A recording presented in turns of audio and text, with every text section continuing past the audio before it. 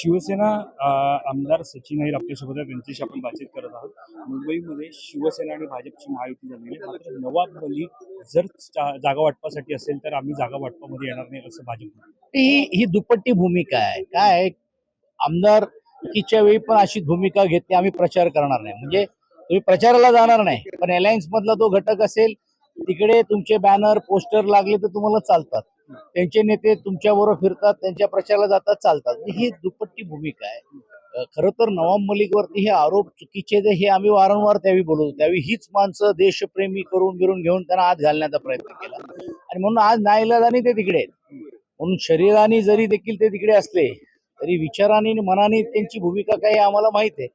पण अशा वेळीच हे विषय काढायचं नाही, त्यावेळी विषय काढायचं नाही.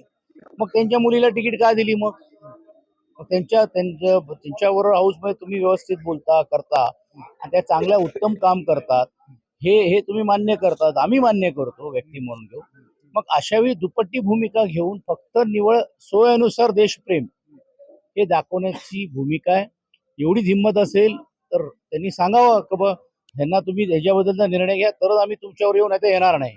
आणि महायुती ही फक्त मुंबईमध्ये आहे. मुंबईची लागून असलेली नवी मुंबईमध्ये जाहीर करावा गणेश नाईक साहेबांनी की महायुती आहेत की नाही.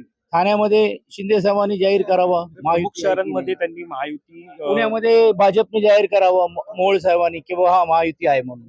तर फक्त मुंबईचं सत्ताकरण मिळवण्याचं काम करत असताना अर्थकरणासाठी ही सर्व मंडळी एकत्र आली.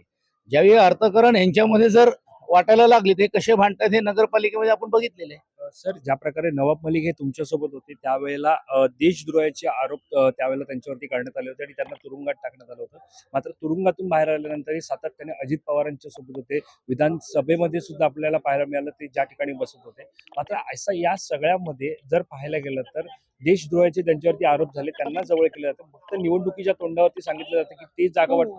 मी ते तुम्हाला जसं उल्लेख केल्याप्रमाणे की यांचं देशप्रेम हा सोयानुसार आहे. म्हणून काल पक्षप्रमुखांनी सांगितलं की 150 वर्ष झाले, म्हणजे एवढी वर्ष मग तुम्ही त्याचा का वंदे मातरमचा ब्रँड केला? हा वन डे मातरम आहे त्यांचा. तशीच परिस्थिती ही वन टाइम इलेक्शन आली तरी नवाबभाईंच्या बद्दल अशी भूमिका घ्यायची आणि झाल्यानंतर परत मांडीला लावून बसायचं. विधानसभेत असो, विधान परिषदेमध्ये असो, ठाकरे गटाच्या आमदारांना टार्गेट केलं जातं आहे. लक्षवेधी असतील त्या मांडू दिल्या जात नाही. भास्कर जाधवांनी मुद्दा उपस्थित केला, बाळानर यांनी सुद्धा उपस्थित केलेला आहे. लक्षवेधी अजून यायचे आहेत आणि आम्ही वाट बघतोय. नाही झालं ती तक्रार करू. अर्थात परिषदमध्ये आम्ही सर्वजण खेळीमेळीच्या वातावरणामध्ये असल्यामुळे आणि आम्ही प्रभावरीतीने विरोधी पक्षाची भूमिका मांडल्यामुळे आणि मांडत असल्यामुळे तसं तो प्रसंग अजून आमच्यापर्यंत ओढला नाहीये. पण तसं आलं तर ते देखील आम्ही त्याचा आवाज उठवल्याशिवाय राहणार नाही. उद्धव ठाकरे काल विधान भवनात आले होते. त्यावेळेला एकनाथ शिंदे यांनी पत्रकार परिषद घेतली. अरायवल झालं का असा थेट मुद्दा त्यांनी उपस्थित केला. चला, त्यांना त्याची नोंद तरी घ्यावी लागते आणि त्यांची धडधडी तरी देखील होते आणि म्हणून त्यांना पत्रकार परिषदामध्ये हे बोलावं लागतोय. हीच मोठी गोष्ट आहे. आणि तुम्ही कालच आम्ही हे सांगितलं का सर्वांनी आपापल्या मर्यादा पाळले पाहिजे. ते आज एका पदावरती आहेत. कशामुळे आले, काय आल्यामुळे, तो थोडा इतिहास त्यांनी त्यांच्या लोकांनी विशेषतः हे त्याची जाणीव ठेवून बोललं पाहिजे असं आमचं मत आहे. धन्यवाद आमच्याशी बातचीत केली.